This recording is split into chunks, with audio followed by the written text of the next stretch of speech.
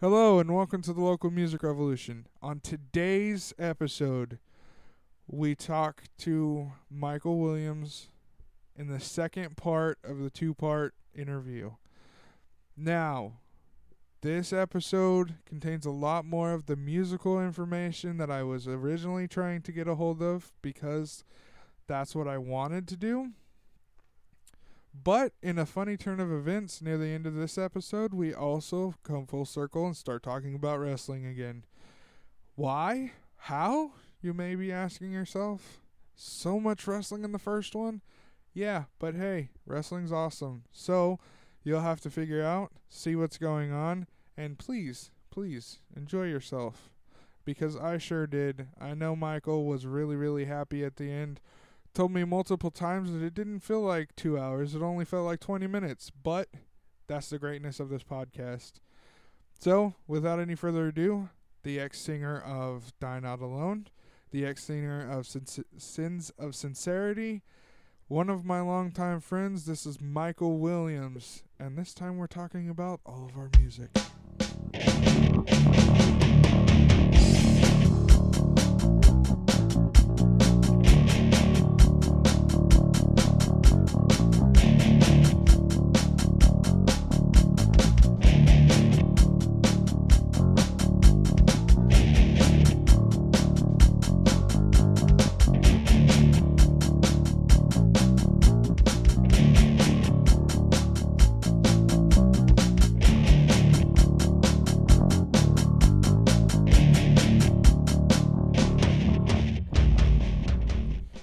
Alright, so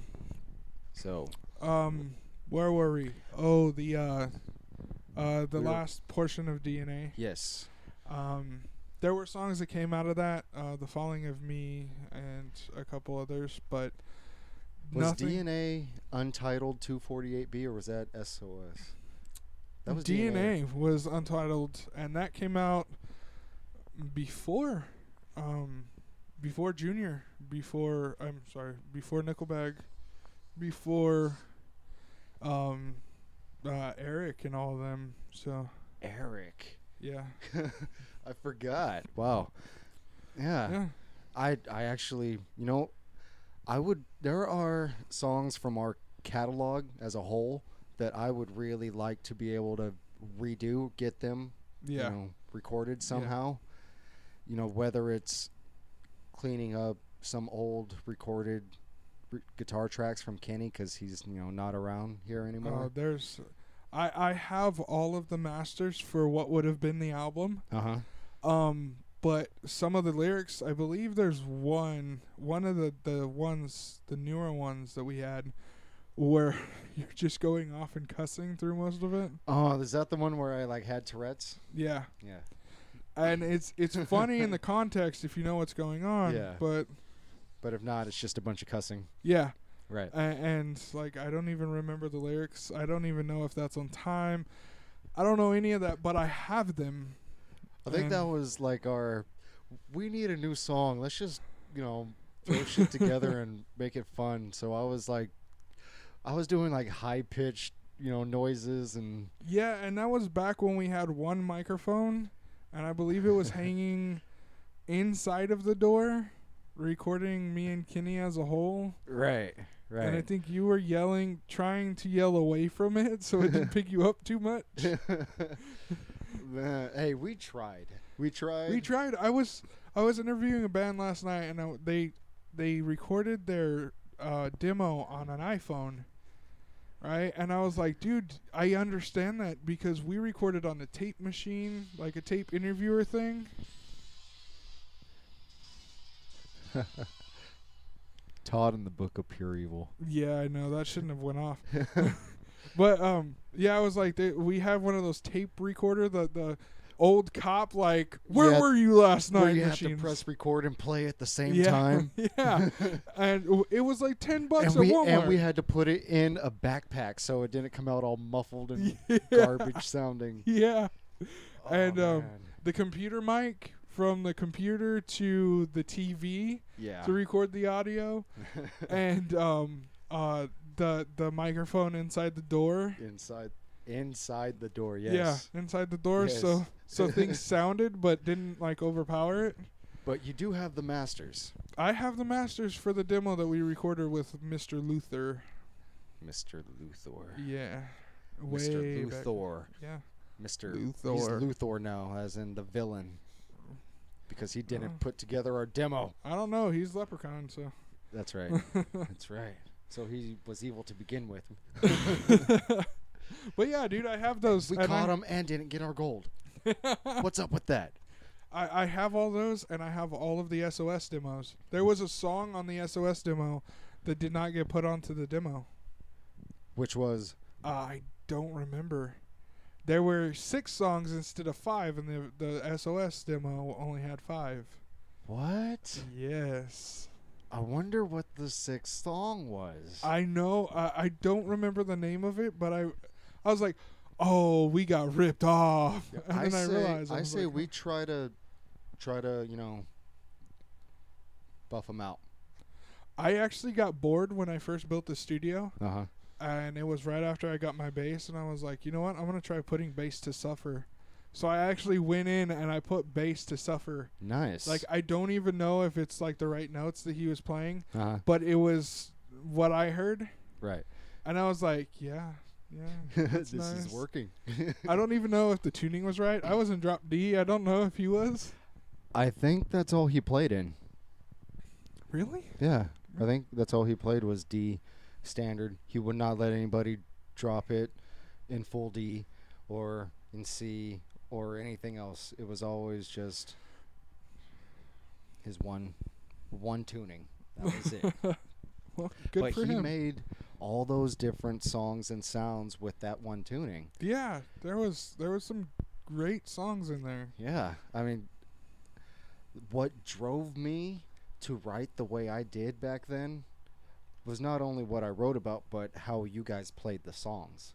Yeah, 'cause it was brutal. Yeah, we had such intensity together. Yeah, and I remember being like writing Acceptance, and it was like 2 minutes 50-second song, but it was like, holy crap. It comes out. I remember starting the set going, yeah, that's a great way to start a set. Yeah. I don't know how it's we're like, gonna hi, do everybody, better. you're awake now. Yeah, you better be awake. Yeah, it's like, now you're ready for metal. Welcome to the new wondrous land of metal. And then when we would end, you just heard us, you can't unhear us. I was actually thinking about using that line as like as a sign off or something. Yeah. Go for it. Go for it. Do it. Because I thought it was hilarious. It's a podcast. You're listening. Yes. Like, you're not seeing Jack, but you're hearing everything. Are you still listening?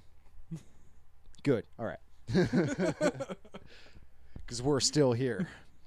All right. So we had the demos and everything. Right. Kenny leaves. Yes. Because he had to leave. He had to go and take care of his mom. And during that time, we find out, Kenny cannot no longer be in said band. Right. So there's S.O.S. And again, S.O.S. is the acronym for Sins of Sincerity. Sins of Sincerity. Which, funny enough, I know I told you this, but there is now a band in like the upper Midwest. Yes. That has the name Sins of Sincerity. I noticed, though, that they put spaces in their name to make it different from ours. So we couldn't sue them because we have copywritten material. Yeah, we do. Hoping they hear this, guys. I did listen to your stuff, and I kind of liked parts of it. Parts. Hey, that's almost the whole. Almost. I almost like it as much as I like them stealing our name. But we have not used since 2010. Right. But still, that'd be like us starting a band now and saying, hey, we're Black Sabbath, but without spaces. Oh, that's brutal. All right, so Sins of Sincerity. Right. When we created that, it was completely different than D.N.A. Yes, it was like a total flip-flop. Firstly, me and you started writing together. Yeah. The first legitimate like writing sessions that me and you had, Like we had jams, but this was writing songs and putting them together and knowing and right. Like the silencer. I remember you getting all giddy because at the end there's those cymbal mutes, the chokes. Yes. And you're like, ooh, ooh. Right. Yeah. And what was it? Pulse, with the heartbeat and everything. Dum dum, Yep. dum dum dum. Yeah, I remember that, man. Oh. It was, and the girlfriend at the time, who shall not be mentioned, whose name shall not be mentioned, would be all pissed off because we were writing and playing the same thing over and over. It's like, that's the writing process. Come on. Yeah, it's the writing. You're trying to work out the kinks. I mean, Yeah. you know, at And least then- that's how we did it. And then we got Hymus and Rob. Yeah, well, we got Hymus after because Mr. Phillip had a second band and he went Yes. there. Right. And I remember coming to you guys telling you that James had offered to be a guitarist in the band. Uh-huh. And Rob looks at me and he goes, "Man, you're getting another fork instead of a spoon that we need." Like, what the hell are you talking about? Oh, I miss Rob. Yeah, I do too sometimes. He was good to have around when you're drinking and having fun and everything. Yeah. But the serious band stuff, he was like, it's like, bro. He wasn't serious during the serious band stuff. No, he'd throw out jokes and it's like, man, I Yeah. gotta get work done. I really do. Like, I want to get this song title done or Like, this can album I title. right this song. It's like, come on, dude, quit squealing while I'm trying to talk. Just a little bit, man. I'm begging you. Just serious for 5 minutes, and then you could go back to doing whatever the hell you want. It's like he was like making our theme songs as we would talk. Yeah, Like we were and cartoon characters. In his if it was reality. like turned down to like 3, to where we could get the business done, right. but he could still be crazy about it. Uh-huh. I think that would have been awesome because we would have had the theme song behind us go, doot, doot, doot. And then they decided the album title. Dun dun dun. Dun, Wow dun, wow dun. wow. Right. But James was a great addition. I remember seeing James play the first time that he wasn't in a death metal band. He was with us. Mm-hmm. And I remember him doing... actually, it wasn't the first time him playing. It was the first time he was on stage. And he turned around and he was doing his thing. And he looked at me. And, like, he was so angry. I was like, why is this guy angry? We're supposed to be having fun. And he looks at me and he smiles. And then he turns back around and He's goes, all angry again. Yeah. Yeah. I was like, oh, James, you're amazing. I really liked how we had, Rob, our resident black guy comedian, on one side of the stage, and on the other side of the stage we have big bald Viking James. Yeah. It was mismatched. And Rob was the one wearing the trench coat. Right? Yeah. Right. Wow.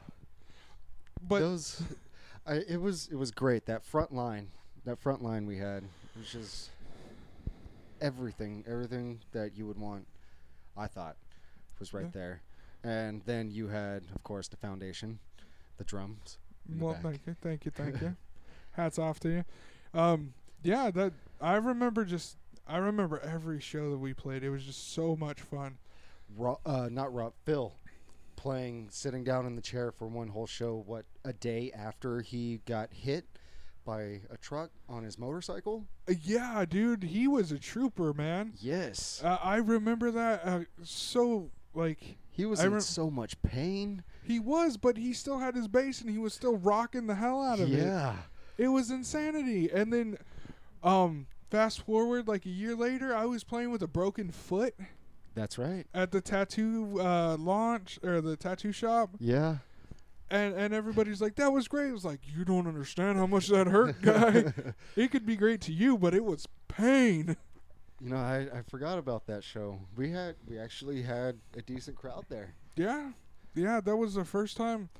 Do you remember that blonde lady that was dancing? Yeah. You remember her?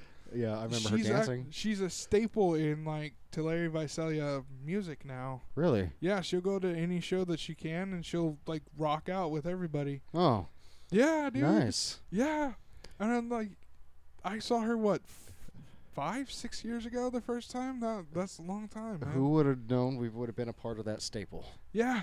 No kidding, we right? would have been stapled. Stables. They sell everything here. Including blonde women that rock out.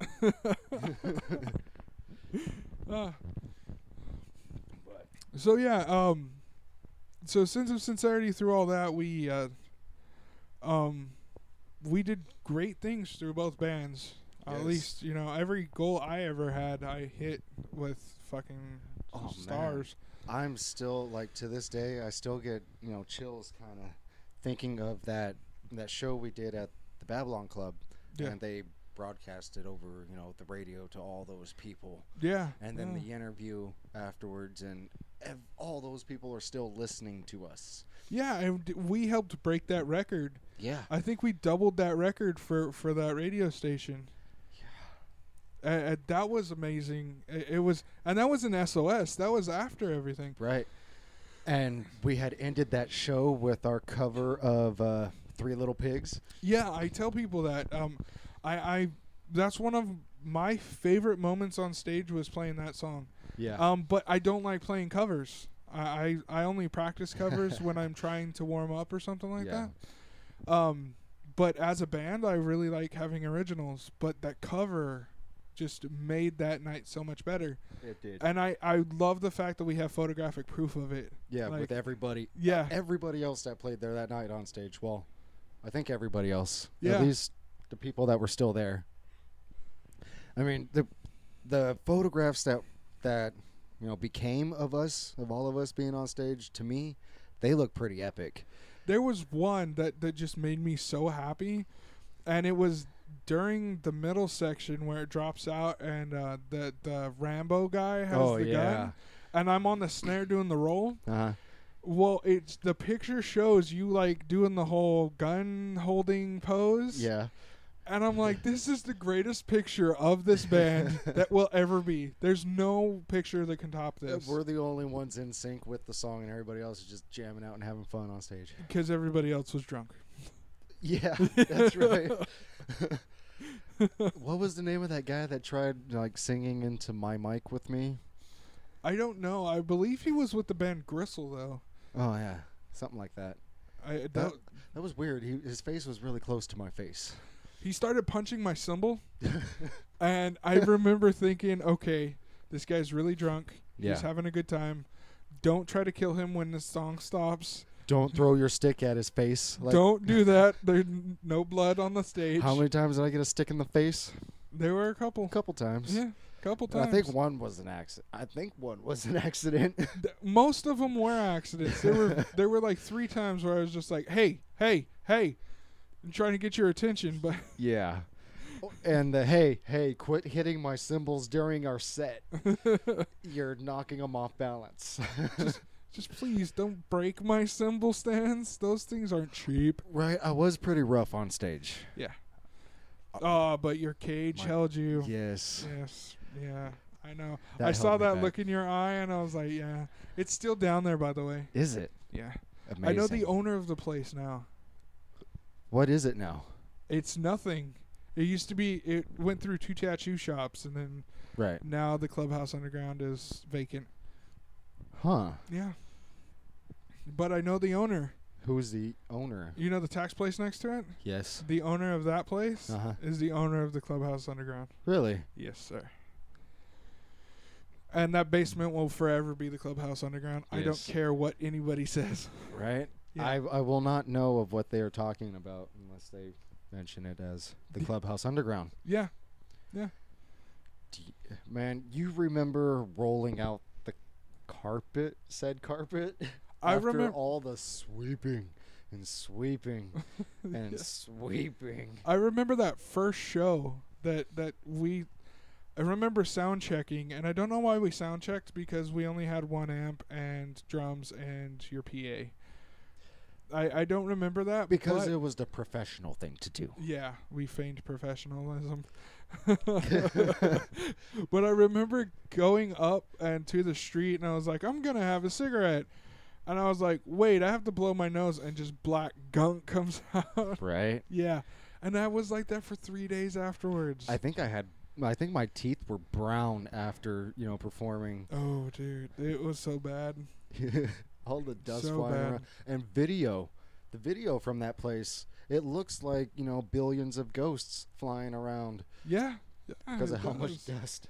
It was so dusty. It was grimy, but it was so wonderful. If I could have those days, well, not the days, but if I could have that venue back Yeah. and throw shows again, I would do that in a heartbeat.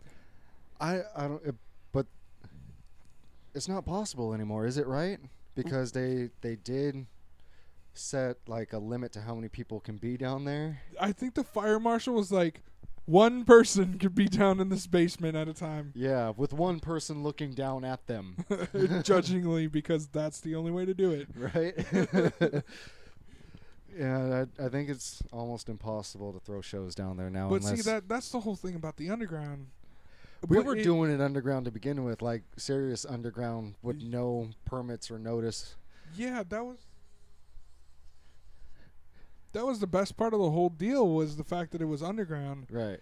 And it was legit underground. It was under the ground. It was under the ground. In a basement, and it was grimy and almost illegal. But it really suited the bands that we had playing. Oh yeah, it was yeah, that was where we first met James. Yeah. Yeah. And he wasn't a big bald Viking. He was a big, long, dreaded-haired Viking. Every once in a while I'll bring up that show, and he'll just look. He'll put his head down in shame. And I was like, dude, you brought a drum machine to your show, and your singer sang to a brick wall. And Right. he's like, I know.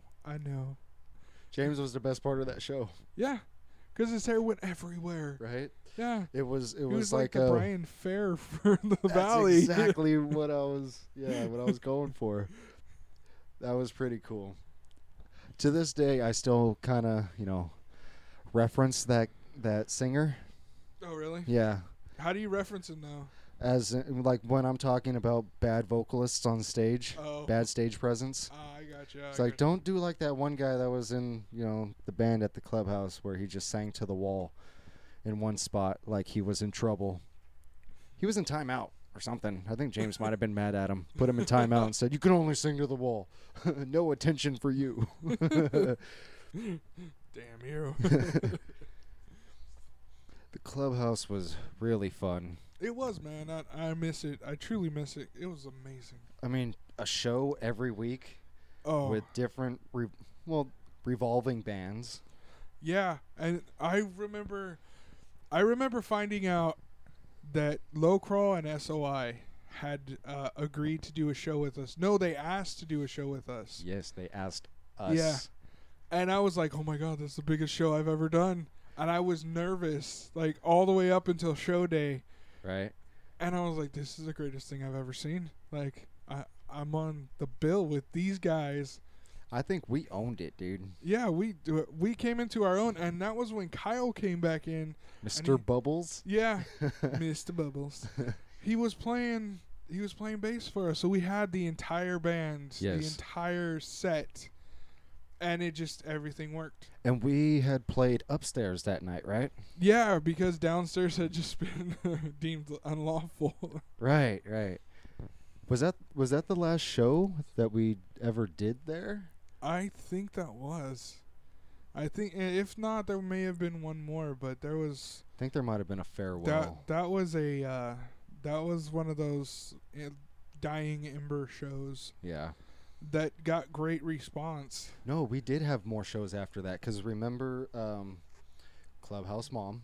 Yeah. Ended up, I remember she booked us with Midnightmare and Cesspool, and I remember we were trading because there were bands setting up in front of the window and us behind, and it was alternating back and forth. Right. I remember that, but I don't think that was Low Crawl or S.O.S. I have pictures. Mom got pictures made. You remember the disposable cameras? Yeah. She found them, and there's pictures from that entire show. Really? Yeah. Because there were like people sitting on walls and stuff. There were. It was insanity. It was. Yeah. Wow. It was kind of weird playing up there with all the color. Yeah, it was, because it was just red brick in the bottom. Yeah. And and the Clubhouse Underground sign crudely spray painted. And yeah. which kind of made it, Clubhouse Underground. And extremely steep stairs. I remember that on the stage. Oh, man. Lugging your drums back and forth up those things? Nope. Not even going to happen. I don't want to do that anymore. Do you remember the other steps next to the stage? Yeah. That trap door thing? If you didn't watch out, you'd break your neck on? Yeah. Yeah. I remember that. That was terrible. Didn't Kenny almost fall through that? I think he did. I think they had opened it and nobody told him. Right. And he almost fell in. I think he did fall in, but landed on the stairs halfway down or something. Oh, it wasn't as tragic as it could have been. Oh, that could have been bad. Yeah, like him falling through those raggedy ass stairs and then hitting the ground, and then who knows about the foundation. I don't think there was a ground in there. I don't think there was. I remember it. I think we put carpet on dirt floor. I remember thinking that it looked like wood that had been like rotted. Right. Like all soft and crazy and shit like that. Yeah, because it was used for bootlegging during Prohibition, so it could have been old wood flooring underneath. Yeah, there's an entire tunnel system in the under belly of Tulare, California. Yeah, it's amazing. I've been in 4 of those basements. I've only been in the one. The one. There could only be one. I've been in that one. I've been in on the opposite corner. There's a flower shop now. Okay. I've been in that one. And the 3 stores next to it. Would you just go into the stores and say, "Hey, can I check out your underground?" No, actually, what happened was I knew somebody that owned a shop. Mom used to work at a flower shop. Yes. And the owner actually moved from the middle of K Street to one of those shops. All right. The one facing Halfies. And I went down there, and it was crazy. It looked like a horror movie because it was all dark and everything. And, like, you could hear water dripping. And you could see there were, like, 2x4s going, like, vertical from the floor to the ceiling, and that was it. And then, like, I walked over, and there was a hole in the brick wall going to the other, like, basement area. Really? Yeah, it was creepy as hell. I went in there, and I loved it, but I was so terrified. I was a kid. Yeah. I loved it, and I wanted to make it my clubhouse, but I was so terrified I never went back in there. Who would have known you would eventually make it your clubhouse? Yeah, touche. And then there was a baseball card shop around where it used to be where Iron Grip was. Right. Yeah, it was right there. And that right there, it kind of, the tunnel systems kind of coincide. I used to tattoo right over there. Yeah. Man, do you remember throwing those D.N.A. release parties? At Bob's house? Yes. I have pictures of that. There were pictures taken? There were pictures taken. I vaguely remember those nights. I remember getting little. there and stuff. I remember Kenny being like, "Yeah, this is $1,100 mixer that I've got from my friend that we have to get back tomorrow morning in perfect condition." I was like, "You have a bunch of idiots drinking alcohol, playing music at night. Mm-hmm. You're an idiot." Kenny is a brave soul. He is a brave soul. But I remember that one of those nights, Beaver jumped off the garage. Oh, really yeah. drunk and jumped off the garage. And, yeah. He almost landed on a toilet that was out there. I think so. But why was a toilet out there? Did anybody ever understand why? I think we put it out there for, the kind of ironic purpose of this is where you pee. This is the pee spot. That's a great I think that's what it started as, and then I think people just started peeing wherever they wanted. Yeah. Because we had tons of alcohol there for some reason. From those nights, I remember very, very vividly somebody saying red rum and then somebody else screaming murder. I don't remember this. No? No. I don't remember anybody screaming murder. Well, you know the whole red rum murder thing, right? Yeah. Well, somebody... Red rum. I believe somebody talked somebody into getting red rum. And, like, yeah, at the end of the night. Not the beginning, the end. And so somebody brings red rum. Who was able to drive and bring red rum? I don't know. That's amazing. But they're like, bring red rum. Murder. We want to murder. Like, dude, don't scream that. We're right next to a funeral home. Don't scream that. In between a church and a funeral home. Yeah. Please refrain from screaming, I want to murder. Right? Do you remember the night that the cops came and shut us down? They said, you guys all have to go inside or leave. So we all went inside and waited till they left. And then went back outside. Yeah, that was fun. I remember... when people ask me about like funny stories about music, one of the funny stories that I tell, and nobody really understands it, is when the cop came to my house on Nevada Circle, and he's like, hey, can you turn that down? I was like, yes, officer. If you can find a volume switch on this acoustic drum set, you can turn it down yourself to an acceptable level. Is he the one that ended up staying and playing AC/DC with us? Yes. It's a two-parter. It's an amazing story. He was so cool. I love the fact he walks in, though, into the house and looks for a volume knob on an acoustic drum set. Right. Poor gentleman does not understand that acoustic drums don't have volume knobs. I guess he just doesn't understand the word acoustic. Yeah. But then he grabs the guitar and starts. He's like, do you know any AC/DC? It's like, I know 4/4 time, brother. I know all AC/DC ever. You only have to know one song to know all of AC/DC. The entire catalog is memorized. Exactly. Well, that was fun. Oh, speaking of cops, at that Tulare Sci-Fi Con. It's never a good thing to say. At the Tulare Sci-Fi Con that happened not too long ago. Yeah. Was walking through, and these Star Wars themed bounty hunters come up to me. Did you see AC? And AC was like, "Hey, how are you doing?" I was like, "All right. How are you?" Because he was in full costume. Really? Yeah.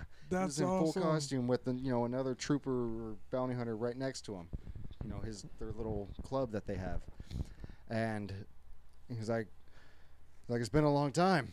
Like, it has. Yes, because you know how I'll do. I'll play along until I figure it out. Yeah. And it's bad sometimes. Yeah. It's brutal. And then, while still in full costume, helmet on and everything, because I can't see his face, he's all, "It's AC, brother." And he takes off his helmet, and I'm like, "No fucking way!" Like yelling that. And I censored myself in the Sci-Fi Con because there were a bunch of kids walking around too. So I was all, "No fucking way!" And then he's like, "Yeah, it's me and my wife. His wife was the other bounty hunter." That's awesome, dude. Yeah, I ended up taking pictures with them.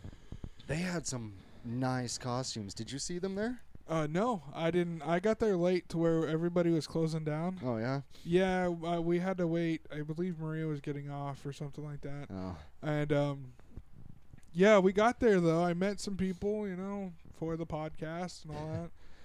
Right. But, yeah, I really wish I would have seen him. In character?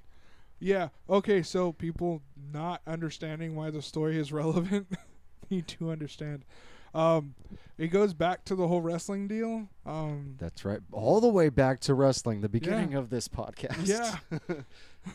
Okay, so I knew people in high school that did the whole backyard wrestling thing, but the thing is, they had a legitimate ring.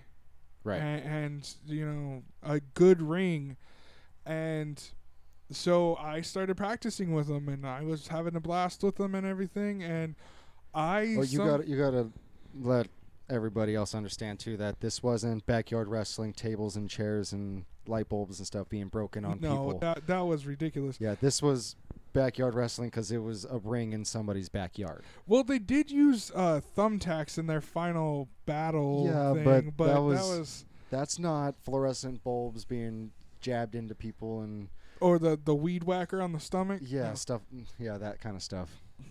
This was legitimate backyard, semi-legitimate backyard wrestling.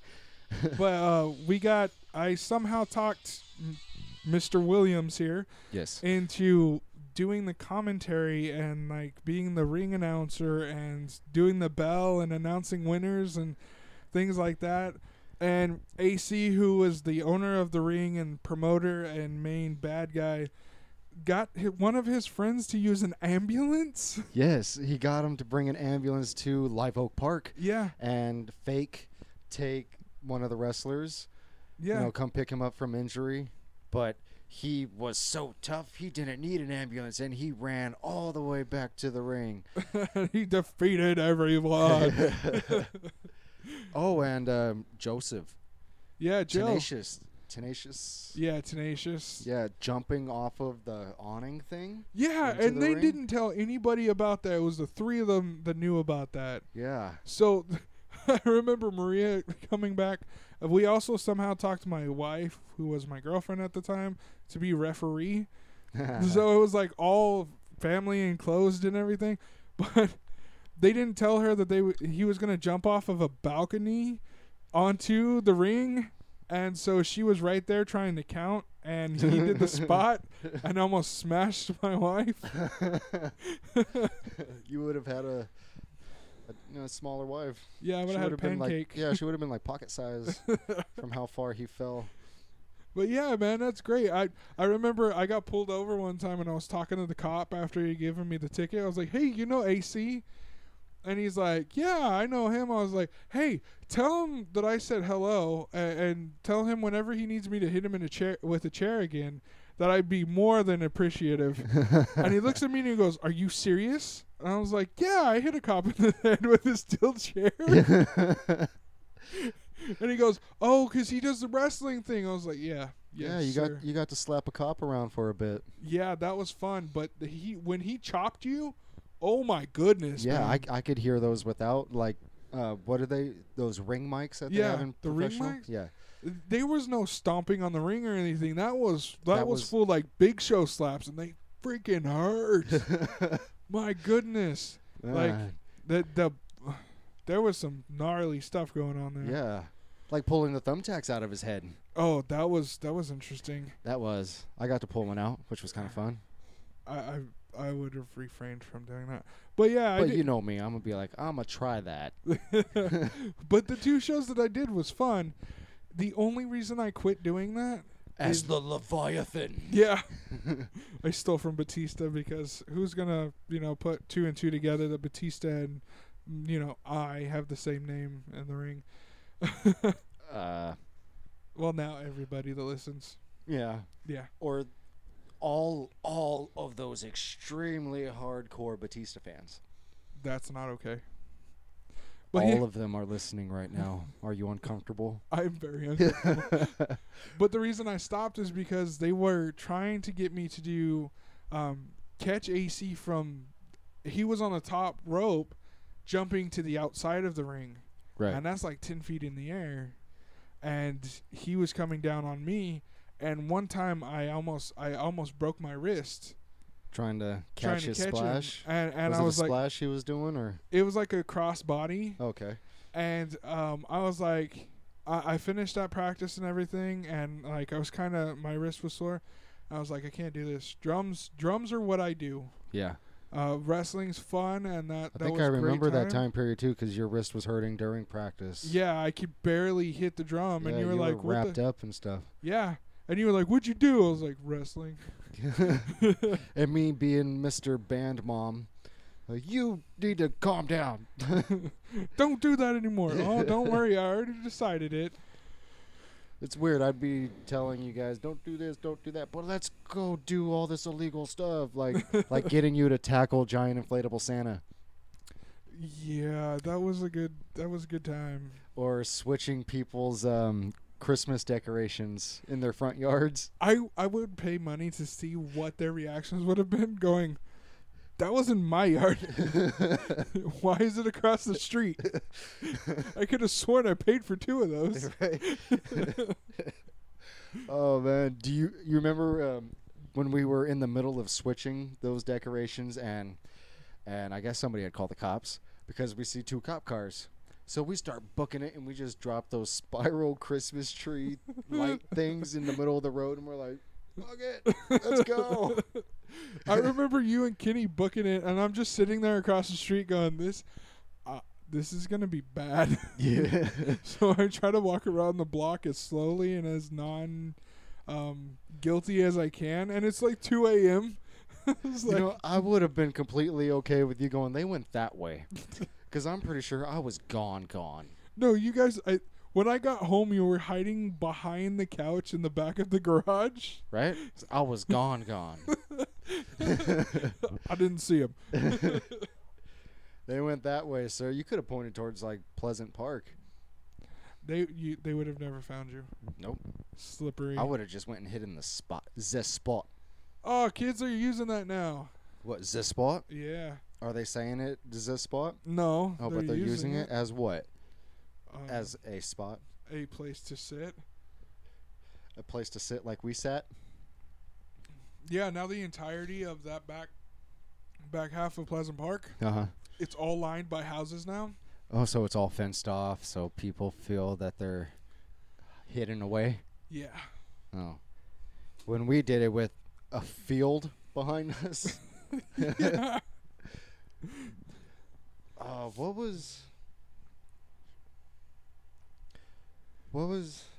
What band was it that we were in that we did that photo shoot at Pleasant Park?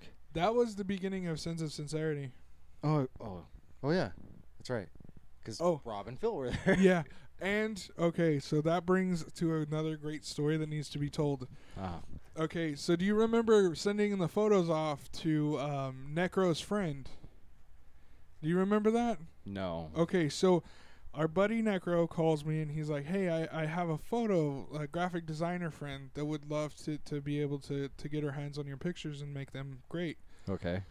I was like, all right, so I'll send you a couple and see what she does. If we like them, we'll use them. If not, well, then we'll put them on Facebook and just say, hey, this girl does this, right? Yeah. Or that was MySpace at the time. MySpace. So about an hour later, he calls me and he goes, how many people are in your band? And I was like, there's 4 people. He was like, each one of the photos only shows 3. And I'm like, what are you talking about? And he goes, she says there's only 3 people in the photos. I was like, there's 4 guys in a band. You don't understand. She was being racist. I was there, you know? And then I was like, I swear, look at the original pictures. And he's like, okay. So about like an hour later, he calls me back. He's like, dude, there was a 4th guy in there, but I found out the problem. And I was like, what's that? She's like, well, she used the paint bucket tool, which, it covers a mass area. Yeah. She used the paint bucket tool, and when she did that, it covered up all of Rob because it just happened to be so dark. And I'm like, oh, God. She was accidentally racist. She was.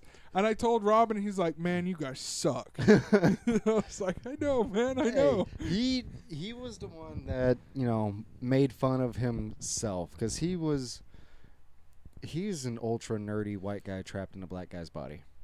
Oh, dude, Come on. He is. He is so white.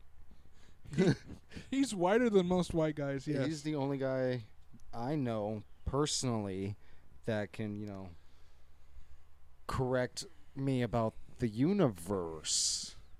Like, no, this is how it actually happened. And he will go into great detail to prove me wrong. And I'm like... He'll go Carl Sagan on your ass? Yeah, and I'm like, damn, dude, all right. I thought I knew history better than that. But apparently, I don't know the universe like you do as a whole. I don't know where he stores that knowledge, man. I don't know either. Oh, my God. Like how he knows about star systems and how they work and how he knows about the ocean and how it works and stuff. It's like, why do you know these things and you're playing in our band? You should be a scientist somewhere. Physicist or something like that. Yeah. Unlock the mysteries of the universe. Why aren't you shooting off rockets somewhere or something, you know? Speaking of that, dude, I met a dude from NASA. Really? Yeah, he was at the Sci-Fi Con. He was selling this book, and the book is like when machines take over the world. You know, okay. that whole idea. But he worked for NASA, so it was like It's knowledge based. scary. Well, it was knowledge based. It might be knowledge based, but it's also NASA. They shoot rockets into space. Yeah. And the funniest part was he's like, yeah, some of my coding, he's a computer programmer. Yeah. Some of my coding is in space right now, and I'm like, you say that so nonchalantly. It's incredible that you're so like cool about it. If that happened to me, I'd be like, dude, guess what? I would make T-shirts. I am in space. Well, my work is in space. Things that I created were in space. There's a part of me in space. Yeah. I am an artist, and my art is in space. A part of my mind is in space. Things I typed with my fingers are in space. With these two fingers right here. 100111010. Unlock the universe. I love Futurama. I can never say that binary code that fast. I don't think anybody can. I don't even think that voice actor could. I would love to be able to and travel back in time. Yeah, I want to know what that binary code means, though. It's got to mean something because every binary code means something. Right. So I need to get that and be like, okay, let's see Maybe what we should like YouTube that scene and then see what's on Fry's ass. There's converters. Yeah. Yeah, there's legitimate converters that convert like your words into binary code. That is amazing. It's not. Why? It's scary. I want every single song I've written transcribed into binary. It is. At the core of every computer system and how it works, it's all binary. But I want to see it with my eyes in binary. Oh, with your eyeballs? No. Yes. That's too much, man. No, I want to see it. No. I want to see it. Because I have this thing in my head about binary, because of Futurama, partially, that it can unlock stuff in the brain. It has the potential, just because it is so simple and yet so complex. The brain is a computer. Yeah. I think that could be a thing. But I'd be very concerned. I've seen bad things, like, saw Bones when dude, like, he transcribed, like, binary on a bone. I think I remember that one. And they were like, oh, our systems deleted everything because of this bone. Oh, that was the serial killer guy that took away all the dude and his wife's money and stuff, right? He became like a antagonist bad guy throughout the show. Yeah, until like his death was the most uneventful one. Yeah. Like Booth just goes, bam, you're dead. Like, but everybody was still waiting for that though. They were like, okay, finally. I was waiting for that for a long time because that guy's a douche. Yeah. And they got the right guy to play it too.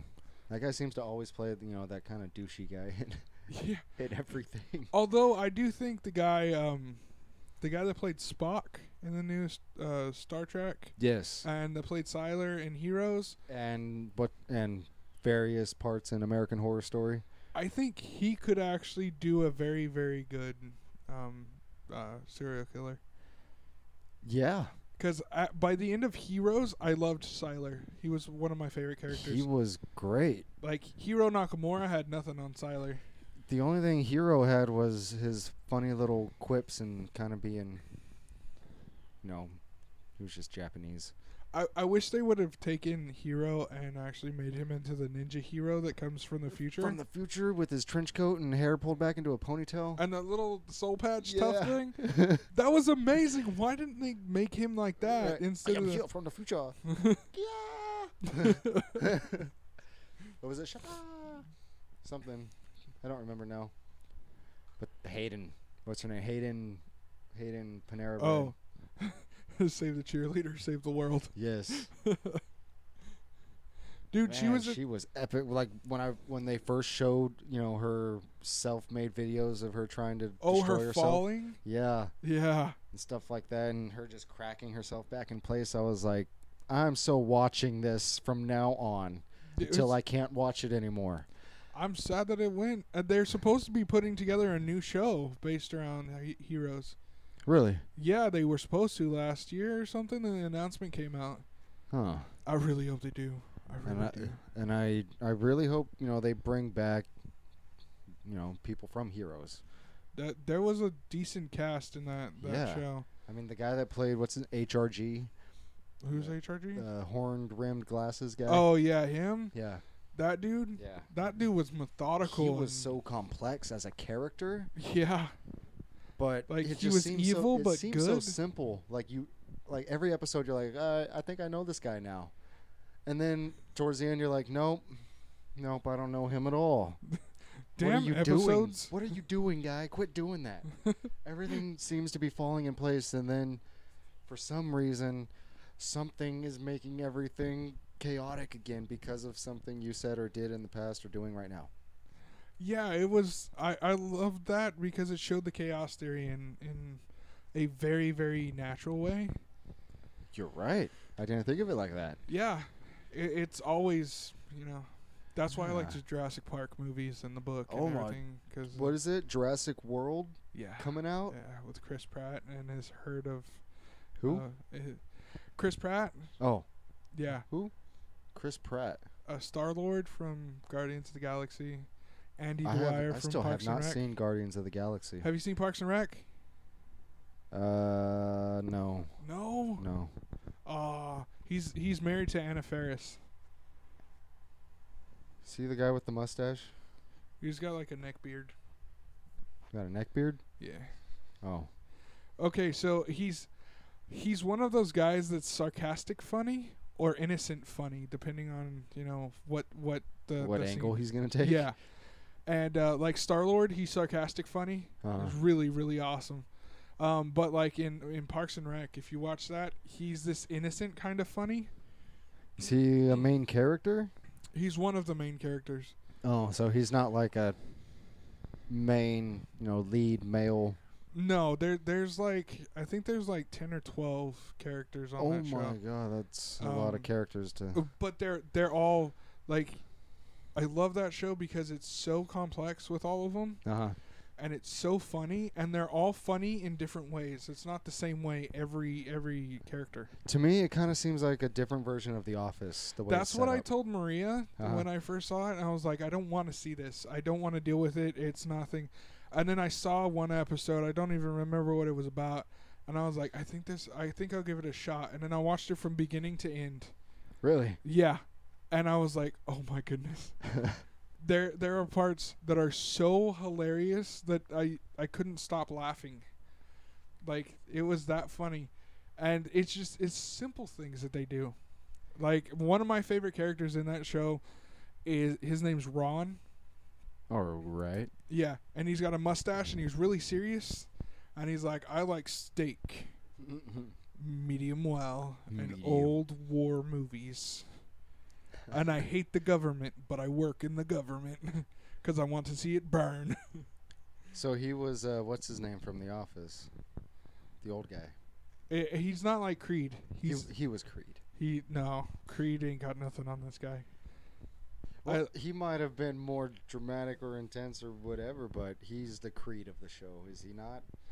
He could be. But then there's Is there someone that out-Creeds him? No. There's Aziz Ansari, or I don't know. Aziz Ansari. The guy that yells all the time? Yeah, and he's like a whiner, like hipster kind of mogul. Really? Yeah. Aw. So he has a giant ego with a loud-ass voice? Yeah. Like, him and one of the girls are like, treat yourself. So they go for a day, and they're like... They asked one of the main characters, they're like, what do you want to do? What would make today awesome? So he goes and buys a Batman costume. The whole suit? Yeah.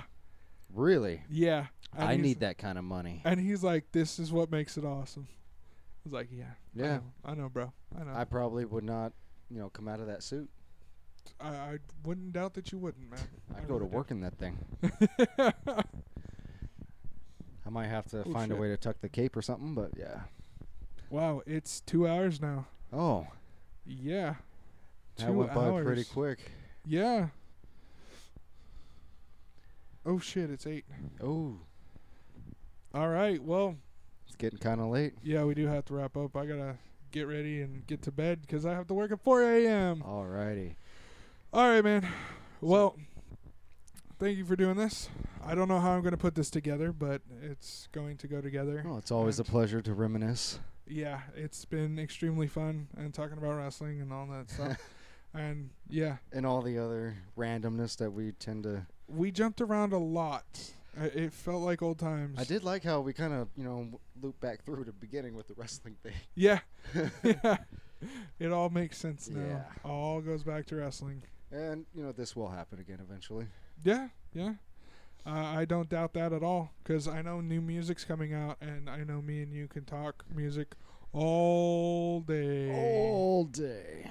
Yeah. Yeah. All right. So I guess here's to signing off. Yeah, we are signing off. Thank you again, brother. It's been fun. It's always a pleasure. Yeah, we will we'll see you next time, And do you want to do the sign off? You just heard us. You can't unhear us. Boom. And that's that.